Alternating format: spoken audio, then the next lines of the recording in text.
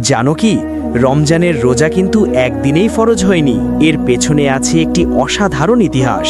হিজরতের দ্বিতীয় বছর, মদিনায় তখন নতুন মুসলিম সমাজ গড়ে উঠছে।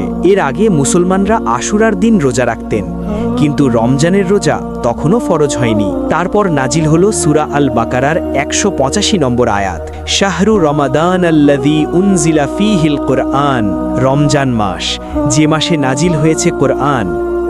এই আয়াতের সাথেই আল্লাহ তাআলা গোটা উম্মতের উপর রোজা ফরজ করে দিলেন। সেই ঐতিহাসিক মুহূর্তে রাসূলুল্লাহ সাল্লাল্লাহু আলাইহি ওয়াসাল্লাম সাহাবীদের ডেকে বললেন, তোমাদের কাছে রমজান এসেছে, এটি বরকতের মাস।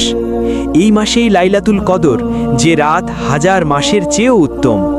এই মাসেই প্রথম কুরআন নাজিল হয়েছিল। এই মাসেই জান্নাতের দরজা খুলে যায়। এই মাসে শয়তানকে শিকলে বেঁধে রাখা হয়। সুবহানাল্লাহ, এই মাসকে আল্লাহ নিজেই বিশেষ মর্যাদা দিয়েছেন। তাহলে আমরা কি এই রমজানকে সত্যিকার অর্থে কাজে লাগাবো না? ভিডিওটি শেয়ার করো, যেন সবাই রমজানের গুরুত্ব জানতে পারে।